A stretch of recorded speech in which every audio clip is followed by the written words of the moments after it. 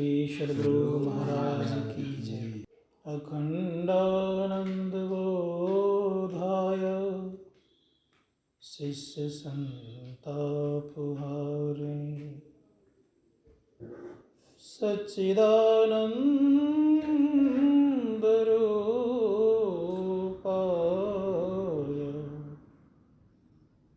तस्मै श्री गुरुवे नमः। मंगलमूर्ति सतगुरु मिलवै सर्वाधार। मंगलमय मंगल करन बिनवा बारंबार। धन्य धन्य सद्गुरु सुखदाय महिमा कही न जाय। जो कछु कहूँ तुम्हारी कृपा मोते कछु न बसाय। बोलिए प्रेम से श्री सद्गुरु महाराज की जय। परम पूज्य सद्गुरुदेव के पावन श्री चरणों में कोटिशा नमन। परमादरणीय परमानंदावो, समस्त धर्म प्रेमी जनों, माताओं तथा भक्तिमती बहनों,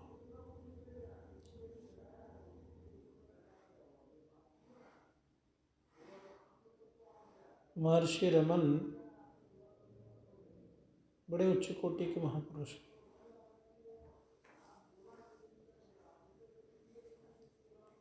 उनके पास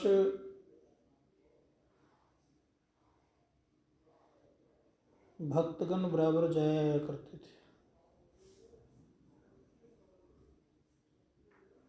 उनका कहना होता था,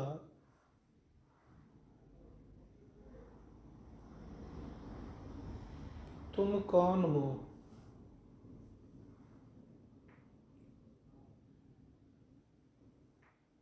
इसका पता अवश्य लगाओ।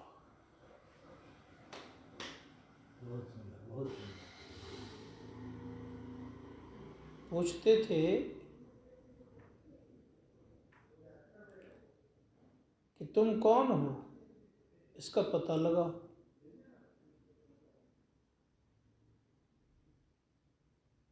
और इसके पता लगाए बिना तुम सुखी नहीं होगे। मैं महर्षि रमन का आश्रम गया हूँ।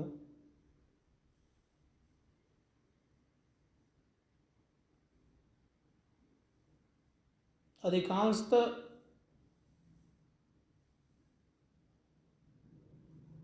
मौन ही रहा करते थे।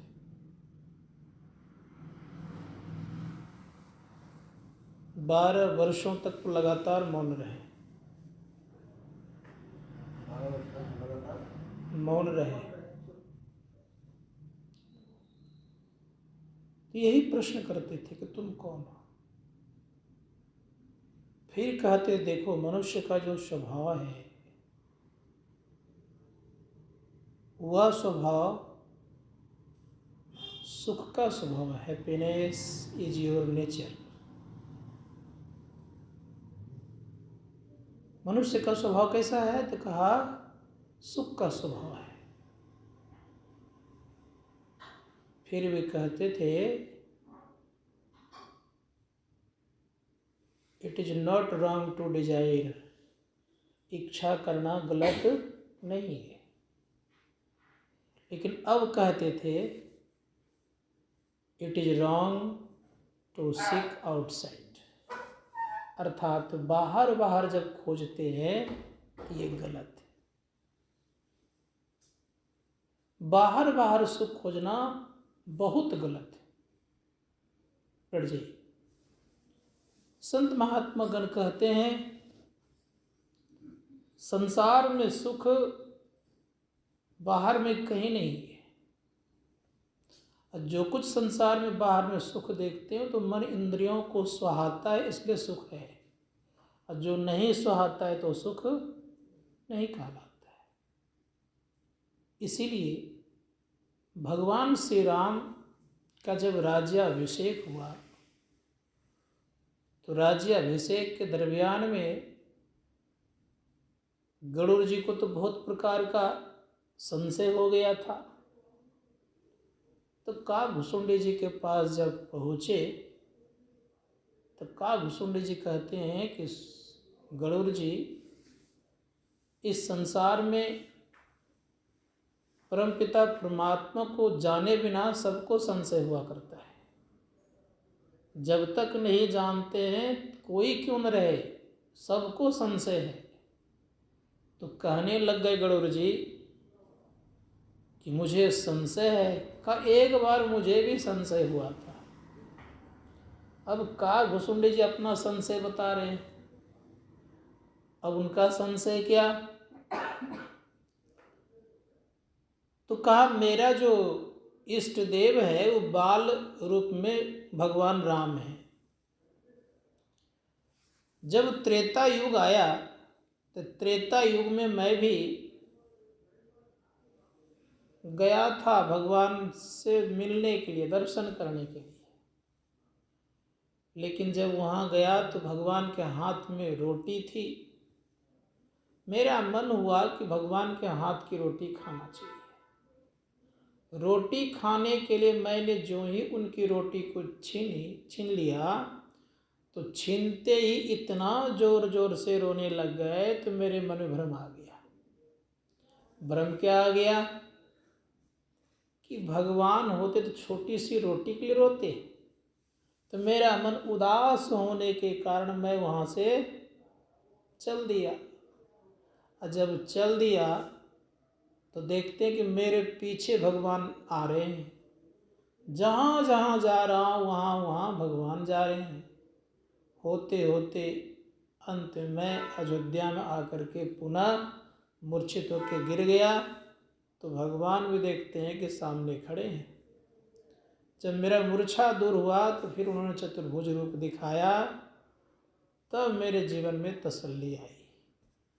तो कहने का अभिप्राय मेरा यह है कि संसार में आप कहीं रहें, जब तक हृदय की ग्रंथि नहीं खुलती है तब तक लोगों के अंदर का भ्रम दूर होता नहीं है। इसको सदैव नोट कर लीजिएगा। भगवान का दर्शन कई बार गरुड़ जी किए हैं।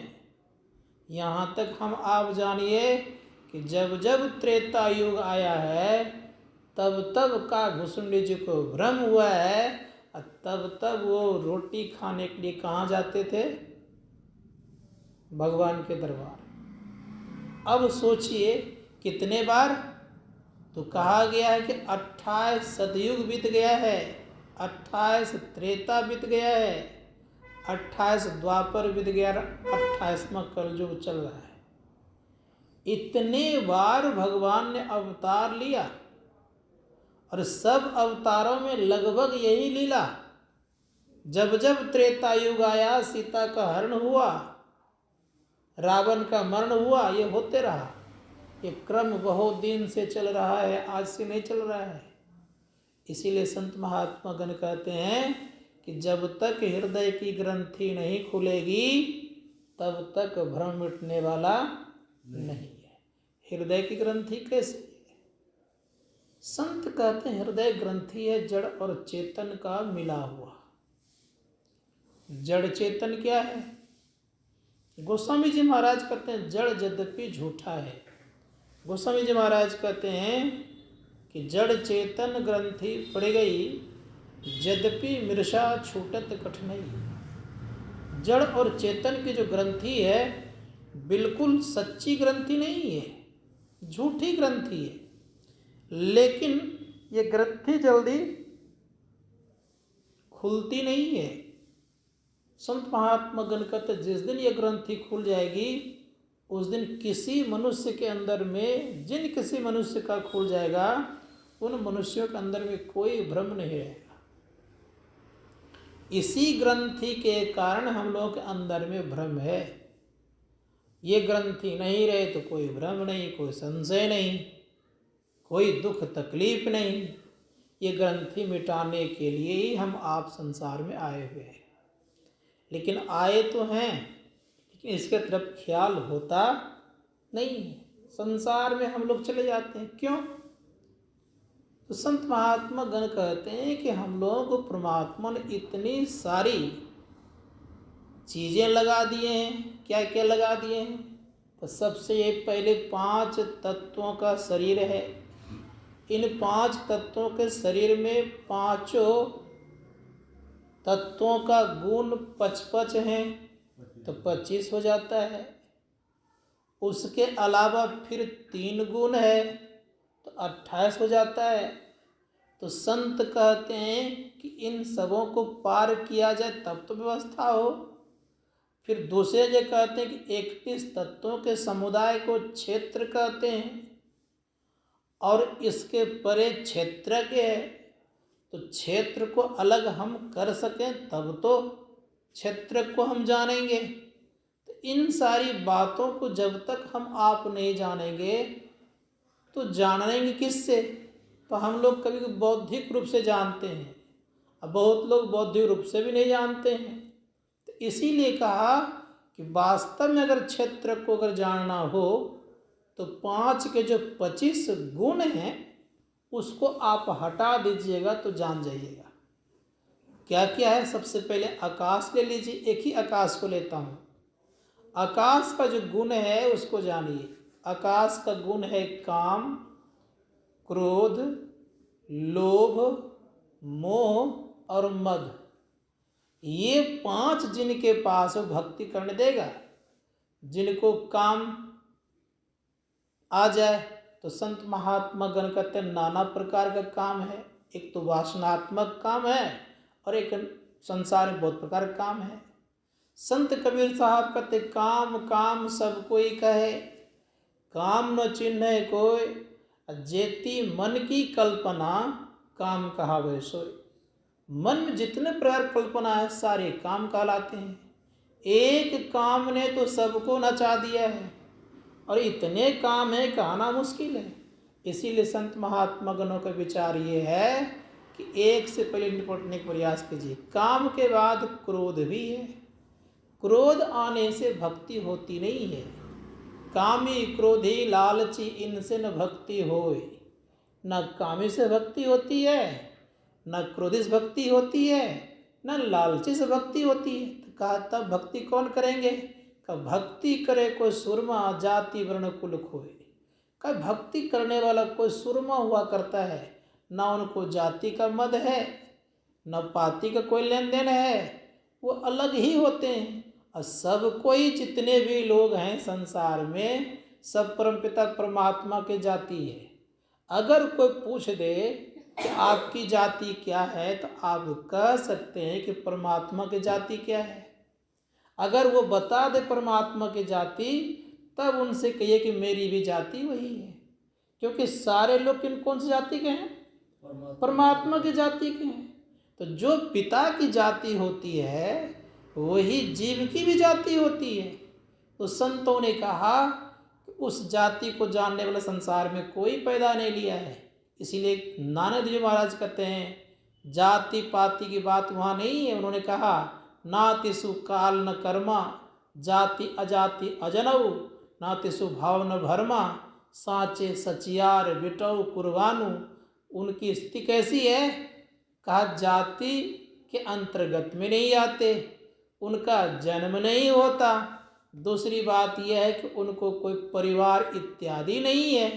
तो संतों ने कहा उसी जाति में से हम लोग भी आते हैं। हम लोग को परिवार है, भगवान को तो कोई परिवार नहीं, हम लोग को परिवार है। शरीर का परिवार अवश्य है, लेकिन हमारा आपका कोई परिवार नहीं। देह का संबंध, जितने भी संसार में संबंध है, किससे संबंध है? देह से संबंध है। जिस दिन देह छूट जाएगा कोई संबंध रखेगा? संतों ने कहा कोई संबंध नहीं रखेगा।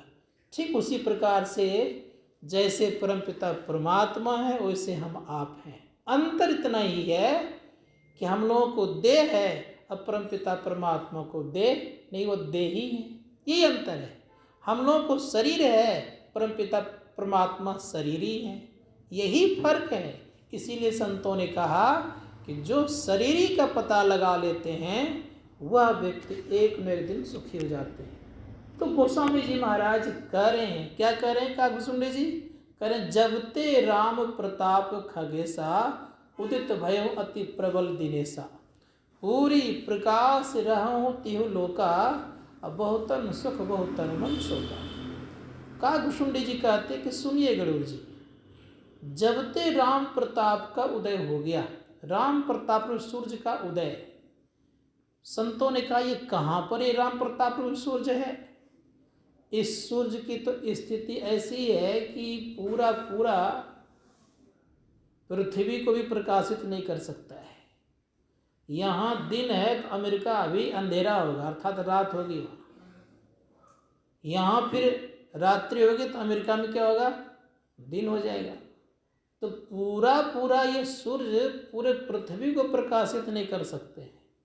और जब पृथ्वी को पूरा पूरा प्रकाशित नहीं कर सकते हैं तो तीनों लोगों को उजागर कर सकेंगे? तीन लोगों को तो और संभव नहीं होगा। तब वो कौन सा सूर्य है? संतों ने कहा कि राम प्रताप सूर्य जो है, अर्थात जब हम आप साधना करते हैं। दूसरी बात इस जगह और अच्छी है, उन्हें कहा क्या? कहा कि पूरी प्रकाश रहूं त्यो लोका, अब बहुतन सुख बहुतन मन शोका। तो किनको शोक हो गया, अर्थात शोक संताप हो गया, और किनको सुख हुआ? तो गोस्वामी जी महाराज करें, अग उलूक जहाँ तहाँ लुकाने, काम क्रोध कैरव सकुचाने। का कैरव रूपी पक्षी सकुचा गए और उल्लू जो था पाप रूपी उल्लू छिप गए। दो बातें हो गई। तो पाप रूपी उल्लू क्या है? तो संत महात्मा के तो पाप रूपी उल्लू जो है वे क्या है? तो का काम क्रोध लोभ मोह मद मात्सर ये सब छिप गए। कैसे? तो कहाँ कहाँ छिपा? तो गोस्वामी जी महाराज कहते कि जब उनके अंदर में सूर्य का दर्शन हुआ। तो सूर्य का दर्शन कहाँ होता है? संतों ने कहा कि सूर्य का दर्शन, इस सूर्य का दर्शन हम लोग रोज करते हैं नहीं करते हैं? एक भी समाप्त हुआ नहीं हुआ ना? लेकिन कह रहे हैं कि अपने अंदर में जब सूर्य का दर्शन करते हैं तो विकार समाप्त हो जाता है। संत दरिया साहब कहते हैं कि काम क्रोध लोभ का जो स्थिति है वो कहाँ तक है? तो वो कहते बड़े प्रेम से, काम क्रोध लोभ की है त्रिकुटी लग दौड़। कहाँ तक दौड़ है? त्रिकुटी लग दौड़ है। का जन दरिया इनके परे रंग ब्रह्म की ठोर। अब त्रिकुटी पर हम जाएंगे कैसे? संत महात्मा गण कहते त्रिकुटी पर जाने के लिए हम लोग को एक उपाय है। क्या है उपाय? कहा अपने अंदर में अपने चित्त को स्थिर करिए।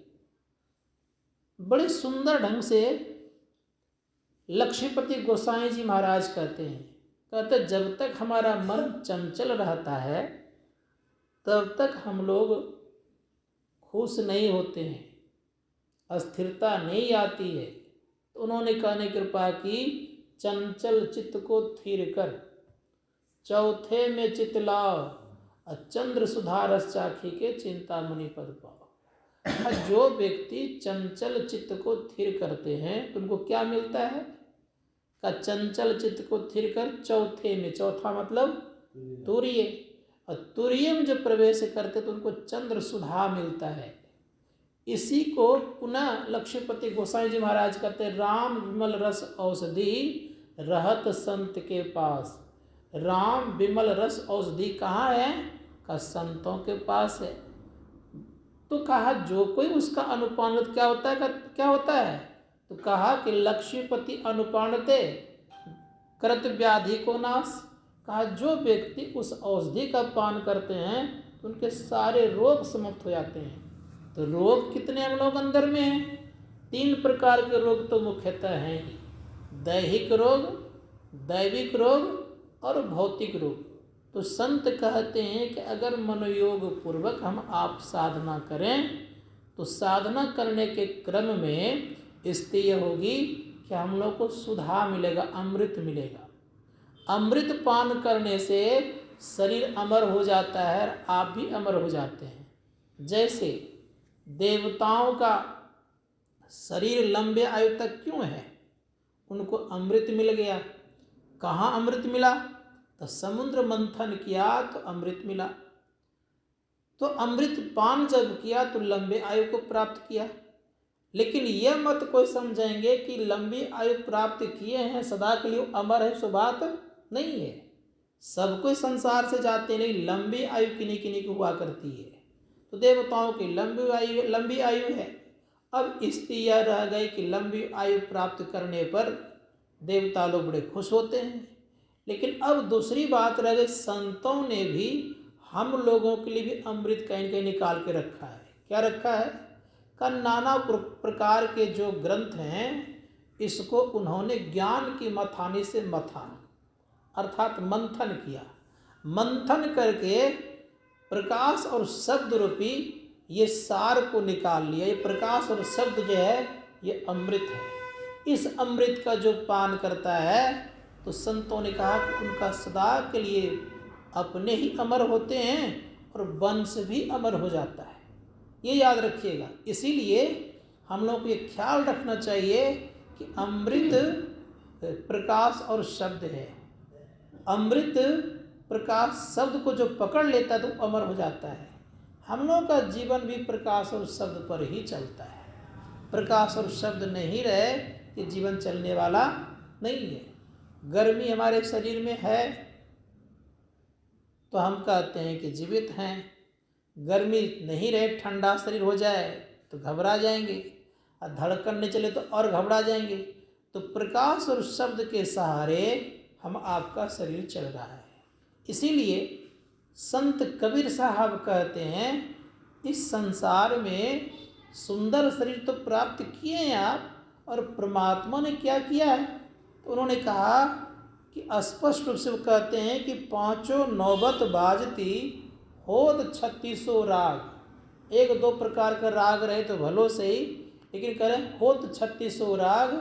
लेकिन बड़ा सुंदर शब्द इसे कह रहे हैं कि अगर जो व्यक्ति इस चीज़ को नहीं जानने का प्रयास करता क्या होता है कि पांचों नौबत बाजती होत 3600 राग, सो मंदिर खाली पड़ा बैठन लागे काग। अगर हम आपके जीवन में सदैव याद रखिएगा, अगर आपने ईश्वर का भजन नहीं किया तो स्थिति क्या होगी? कहा तब संसार में कोई पूछने वाला नहीं होगा। अगर थोड़ा बहुत कोई पूछ भी लेगा तो केवल आप भर ही सीमित रहेंगे। लेकिन जो अंतर के नाद को जानेगा वह व्यक्ति एक न एक दिन अवश्य ही काल की बेड़ी को काट डालेगा। तो काल की बेड़ी काटने के लिए क्या करना पड़ेगा? अंतर्नाद की आवश्यकता है। तो संत कबीर साहब बड़े सुंदर शब्दों में कहते हैं, उन्होंने कहा कि भाई सुनो, अमर होना चाहते हो ना, तो अमर होने के लिए क्या करना पड़ेगा? तो वे कहते हैं आदि नाम पारस है, मन है मैला लो, अब परसत ही कंचन भया छूटा बंधन मोह। इसी बंधन से हम आपका, और अर्थात शब्द से ही आपका बंधन छूट सकता है, अन्यथा संभव नहीं है। तो कहा कि आदि नाम पारस है। आदि नाम किसको कहते हैं? आदि कहते हैं प्रारंभ को। प्रारंभ में कौन सा नाम था? जिस समय कि भगवान राम का अवतरण नहीं हुआ था, कृष्ण का अवतरण नहीं हुआ था, उसके पहले से वह नाम है और उसको आदि नाम कहा, प्रारंभ का नाम कहा। तो प्रारंभ नाम क्या है? तो संत कबीर साहब कहते हैं आदि नाम निज सार है, बूझी ले वो सो हंस, जिन जान्यो निज नाम को अमर भयो सो वंश। का जो आदि नाम है वह सार है, मतलब मूल है, और उस मूल को जो जानता है तो जीवन में कभी उनको त्रिशूल नहीं लगता है। इसीलिए मूल को जानना परम आवश्यक है। मूल क्या है? ऋषि मुनिगण कहते हैं कि मूल है परमपिता परमात्मा का शब्द। उसी शब्द के जरिए संसार की सृष्टि हुई है। वह शब्द जानते इसमें है तो बजता है, वह शब्द टेबल में समावेश है तो टेबल आवाज कर रहा है। जिन जिन चीज़ों में वो शब्द है तो समझिए कि आवाज है, और वो शब्द किसी से खाली नहीं है, सब में समाया हुआ है। हम आप चलते हैं ना, उसी शब्द के कारण चलते हैं, नहीं तो गति रुक जाएगी। पृथ्वी जो घूमती है उसी शब्द के कारण पृथ्वी घूमती है। सूरज जो दिन रात को चेंजिंग करने का काम जो हुआ करता है उसी के कारण है। आज जिन किसी व्यक्ति के अंदर में आवाज है, जिन किसी पदार्थ में शब्द है, तो परमात्मा का शब्द समाया हुआ है उसमें, इसी कारण से सब में आवाज है। उनकी आवाज जिस दिन बंद हो जाएगी सब कुछ अस्तंभित हो जाएंगे, कोई चीज भी चलायमान नहीं रहेगा। क्योंकि गति देने वाला कौन है? एक परमपिता परमात्मा की आवाज। इसी कारण से हम आपको जीवन में गति है। ये तो गति कैसे हो जाएगा? जैसे मान लिया जाए उनकी आवाज जिस चीज से हट जाएगा उसकी गति समाप्त हो जाएगी। जैसे इस फैन में हवा भी जो बिजली के कारण देते हैं ना, सब कुछ रहे इस फैन में, पंखा में सब कुछ लगा रहे, लेकिन बिजली नहीं रहे तो क्या हवा ये दे पाएगी?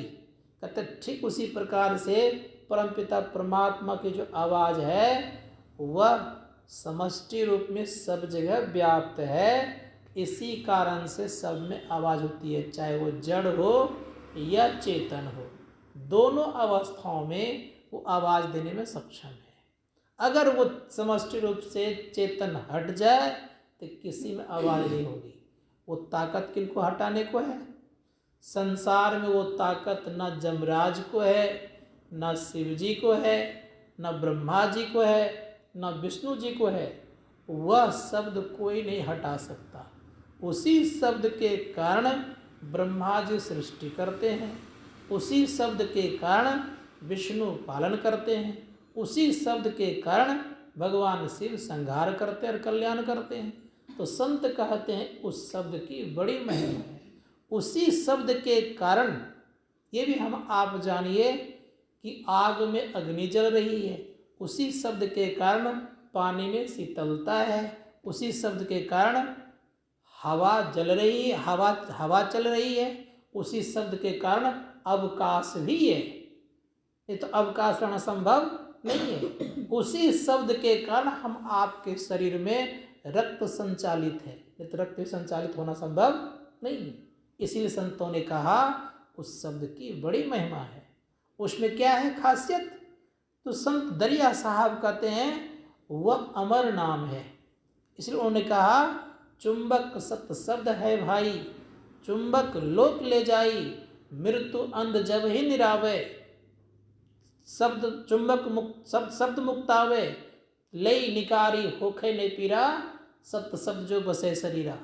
कहा उसमें एक ताकत है कि वही सत्य शब्द हम आपके शरीर में विद्यमान है, उसको जो पकड़ लेते हैं तो उनका परम कल्याण होता है। इसीलिए उन्हीं शब्दों को जानने पर हम आपके अंदर में चारों दिशाओं में, कौन पूछे, तीनों लोगों में आपकी ख्याति फैल सकती है।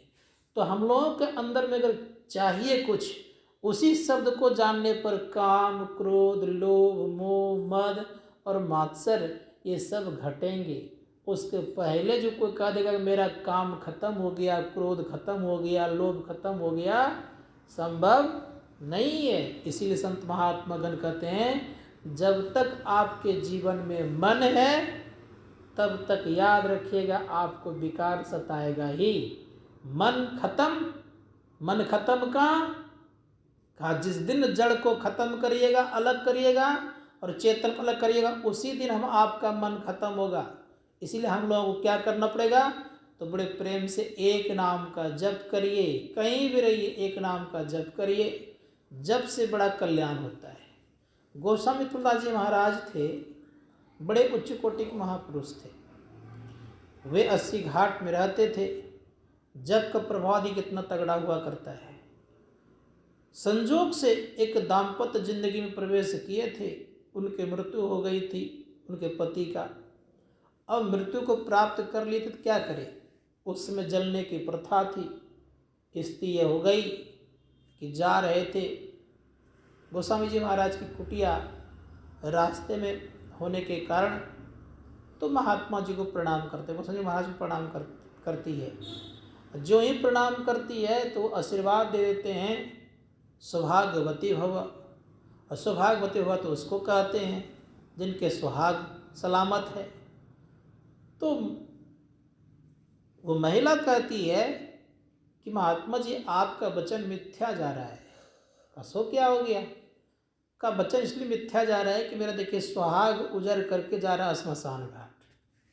गोस्वामी जी महाराज को बड़ा खराब लगा, उन्होंने कहा चलो मेरे साथ, और वो चल दिए। अब चल दिए तो परिणाम ये हो गया, जहाँ पर लाश रखा गया था उस लाश को पुनः खुलवाया वगैरह। अब बड़े प्रेम से बैठ कहते हैं कि मैं सीताराम सीताराम का जाप करता हूँ, सब कोई मिलकर के सीताराम सीताराम करिए। सब कोई सीताराम सीताराम करने लग गए।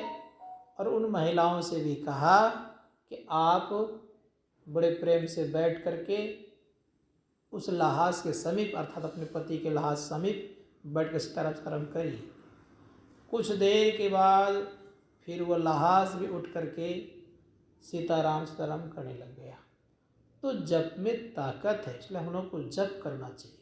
जप संबंधी रूप का भी ध्यान करना चाहिए, रूप में बहुत ताकत है। रूप किनका होना चाहिए, तो जिनका जप करते उनका रूप होना चाहिए, इसीलिए रूप का भी ध्यान होना चाहिए। अब ध्यान के साथ साथ ये भी हम लोग ख्याल रखें कि जिनका जप और रूप का ध्यान होता है तभी वो व्यक्ति के अंदर में दृष्टि योग क्रिया होती है। दृष्टि युगल करी अंगुल द्वादश पर दृढ़ थिर धरु ठहराई।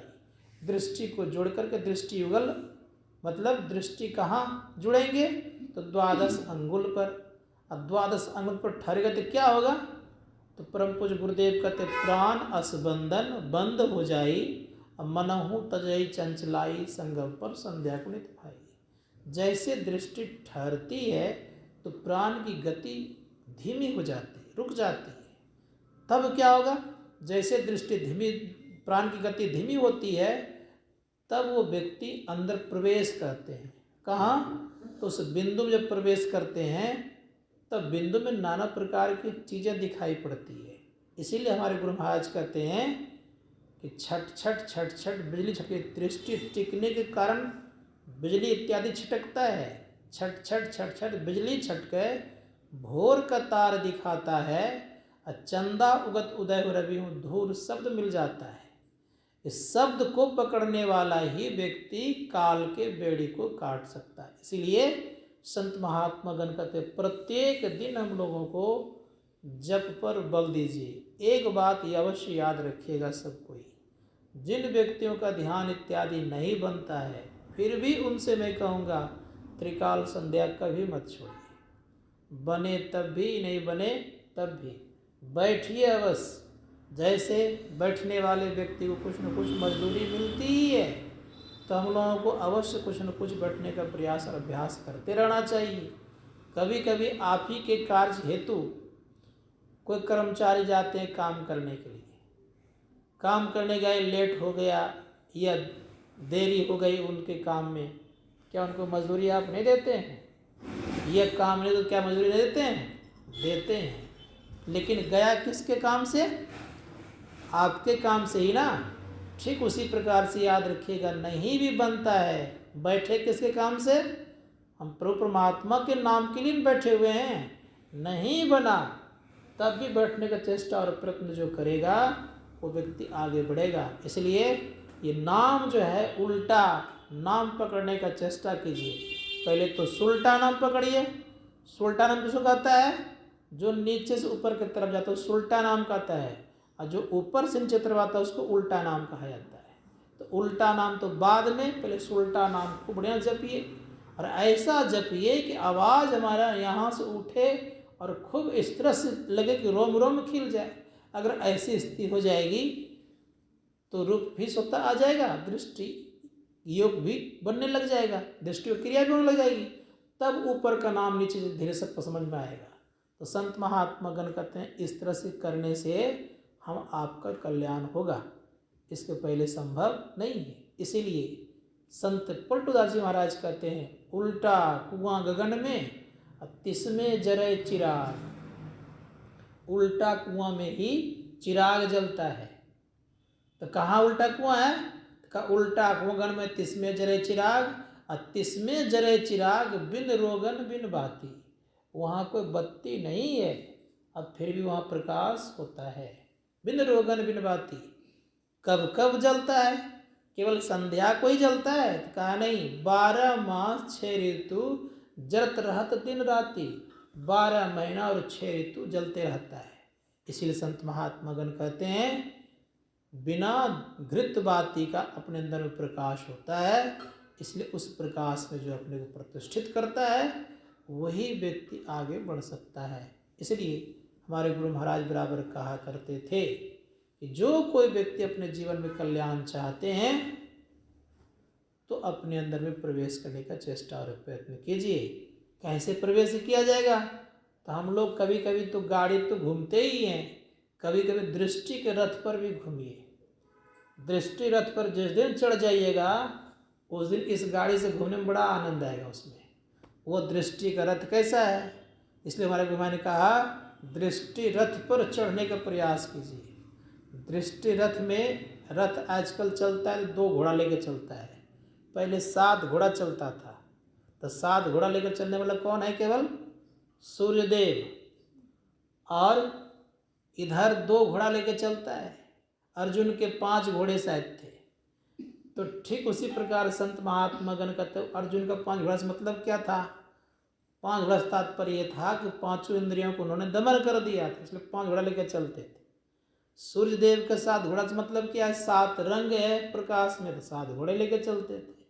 ये सब बातों को छोड़ा जाए, लेकिन मैं इतना जरूर कहूँगा कि अपने अंदर में एक दृष्टि है, उस रथ पर सवार हुई। दृष्टि रथ को हाँकिए, मतलब हाँकने मतलब एक जगह देखिए, देख करके चलाइए।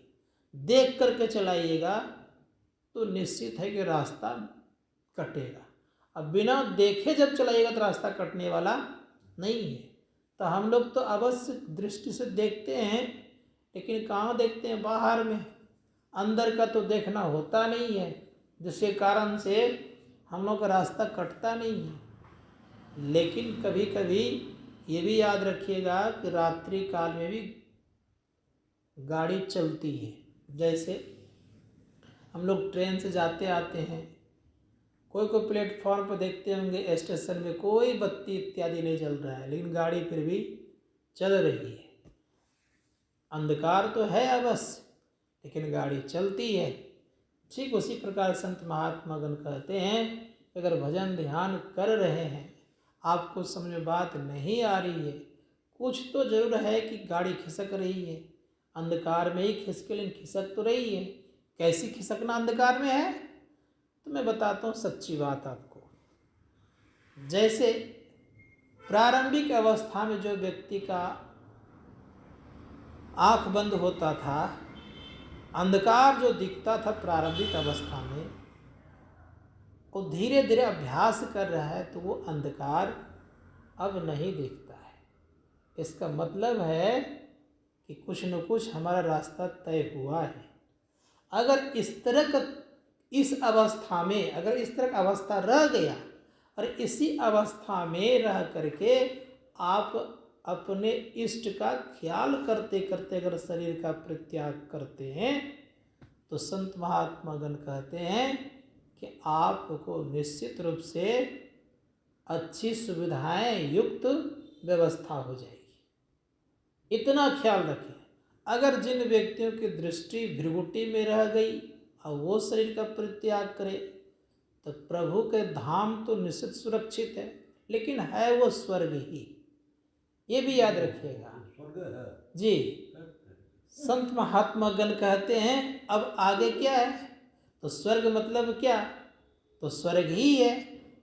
स्वर्ग बहुत प्रकार का है, लेकिन जो सद साधना करके, सदैव याद रखिएगा, अपने आप को शरीर परित्याग करने की योग्यता बना लेते हैं, जब जाए तभी वो काल की बेड़ी को काट सकते हैं। तो संत महात्मागण कहते प्रत्येक दिन अगर ऐसी व्यवस्था हम कर लेंगे तभी हमारा कल्याण होगा। तो नित्य दिन कोशिश कीजिए कि हम कम से कम नित्य दिन भ्रिकुटी में अपने दृष्टि को ठहराने की योग्यता बना लें, तो उन्हीं का ठहरेगा उस समय। अंत समय में कहावत बड़ी अच्छी है, अंत गति सोमति, जैसी अंत में अंतमति सो गति। हाँ, जैसी अंत में मति होती है वैसी गति होती है। कहते हैं ठीक उसी प्रकार से याद रखिएगा, प्रत्येक दिन जो अभ्यास किए रहेंगे तो वही व्यक्ति शरीर छोड़ते वक्त दृष्टि को भ्रिकुटी में टिका सकता है, अन्यथा संभव नहीं है। भगवान का वचन है, भगवान श्री कृष्ण ने कहा है, प्रयाण काले मनसाचलन भक्तिया युक्तो वियोगलेन च भ्रू मध्य प्राण में सम्यक सतम पुरुष में प्रति दिव्यम। प्राण त्याग करने के समय, शरीर छोड़ते वक्त जिनकी दृष्टि भ्रिकुटी में टिक जाती है, ठहर जाती है, वो व्यक्ति परमात्मा के धाम में जाते हैं। परमात्मा का धाम कहाँ? जितने भी धाम हैं वे सारे स्वर्ग के अंतर्गत में आते हैं, चाहे वो गोलोक हो या विष्णुलोक हो या ब्रह्मलोक हो या शिवलोक हो। ये सब लोकांतर क्या है? स्वर्ग के अंतर्गत आता है।